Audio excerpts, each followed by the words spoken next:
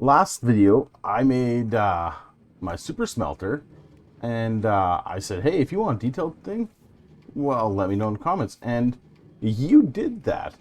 So thanks a lot for that. That gave me the opportunity to build this out step by step. And that's exactly what we're going to do. We're going to do a step-by-step build on how to build the super smelter that I did in my last video. This is going to go a little bit more in detail of the actual super smelter itself. Decorations, well, that's going to be on you, up to you. So we're going to start by placing a double chest. Then, into that double chest, we're going to put a hopper, and we put another hopper there. And then we just want to run this as long as we want those to go. So we've got 1, 2, 3, 4, 5, 6, 7, 8. Then we can take our furnace and put it on each of those hopper.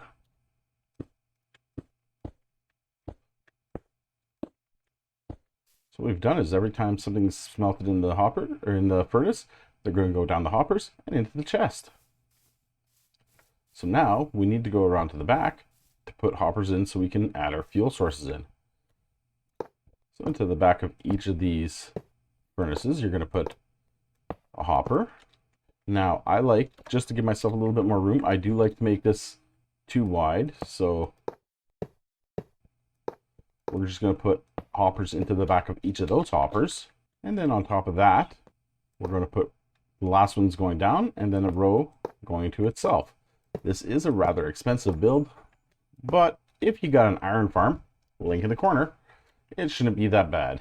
So now that we have those, we can go ahead and take up our building blocks. We're just going to build a little platform behind it.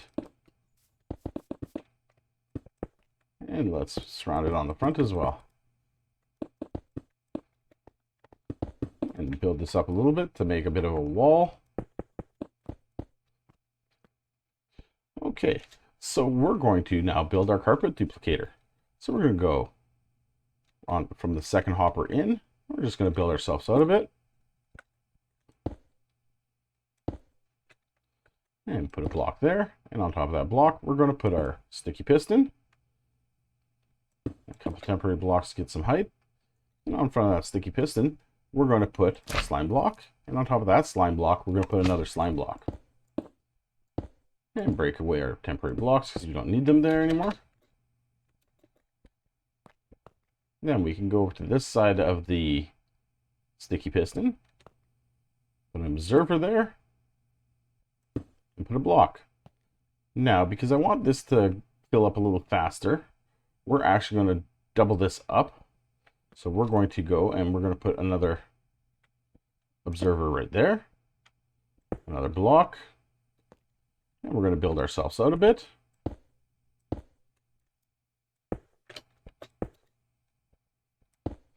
And we'll put a sticky piston down, 2 slime blocks, and remove our temporary blocks. Now I'll put a lever between those two. We'll pull it once, which should extend it. And we'll put a carpet on either of those sticky pistons. And then when we pull that, it should start shooting carpets. And pull it again and it stops it. So now they don't do us, the carpets don't do us any good out there. So we're going to build ourselves a little bit of a wall here.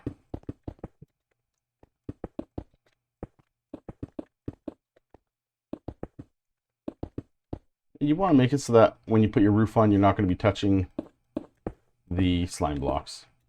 If you want to put a roof on it. Nothing says you have to. I'll just surround this.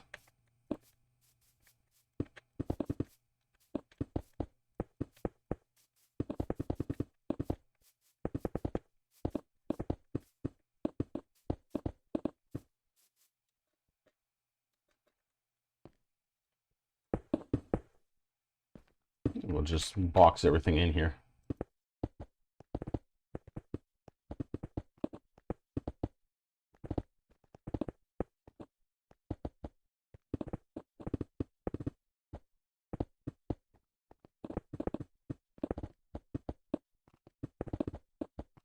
We'll need a way to get in there.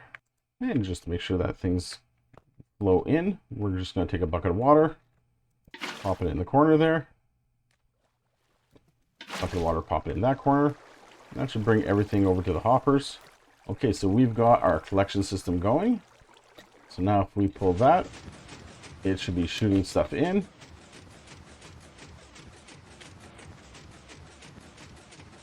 And we can see that it's going up.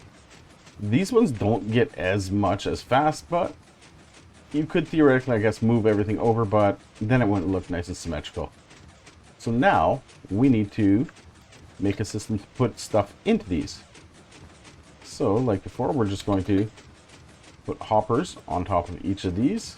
Oh. We want those hoppers all facing down into the furnaces.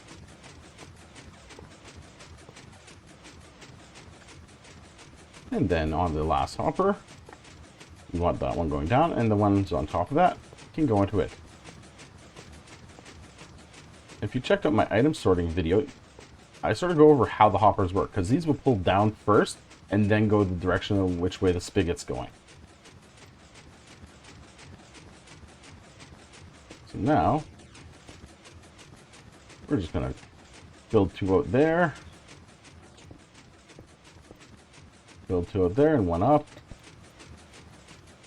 Let's get some rails going.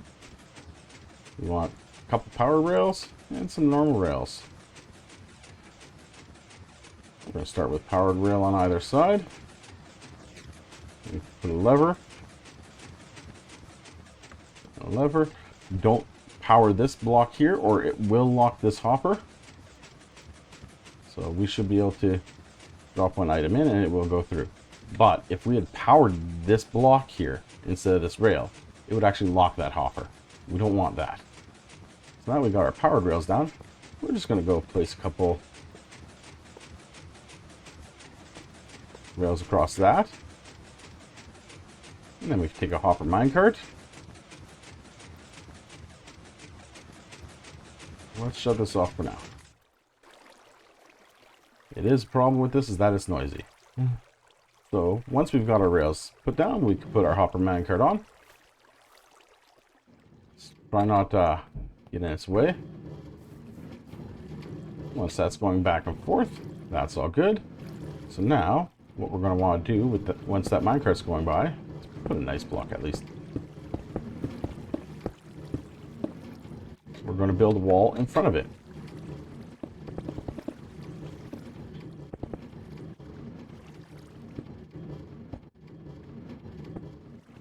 And we just want to seal this all off.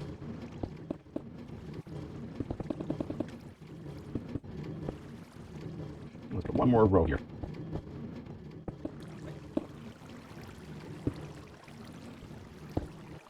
And we're going to go and we're going to build right across here.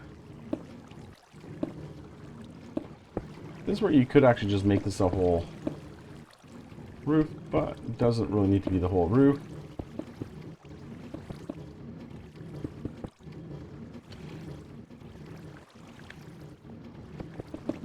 We're going to build a little channel here. This is where our items are going to go down. And just follow that all the way down to the ground.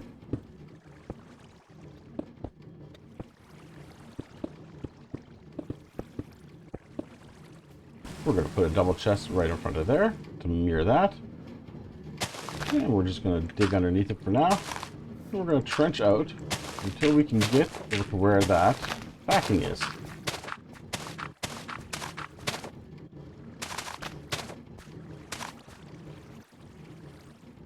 And we're going to want to go and put a dropper in there. We're going to put that dispenser over there.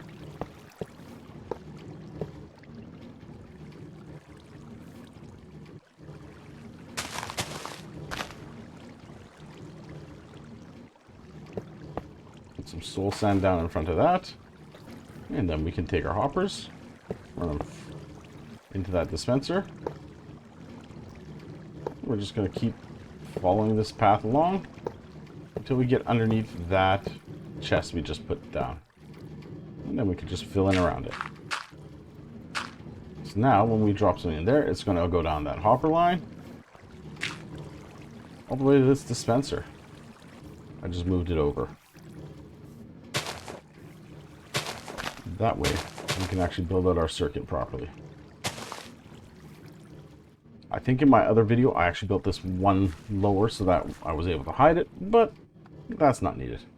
So what we're going to want is a comparator coming out of that dispenser. Then we want some redstone going into a repeater, into some redstone, into a repeater going into the dispenser. And you want a piece of redstone here. And because there's multiple things, you don't actually need to slow this clock down. So now we're going to go like this.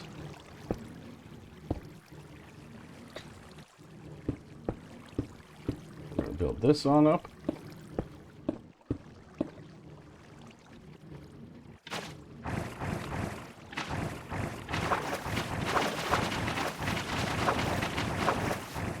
One more.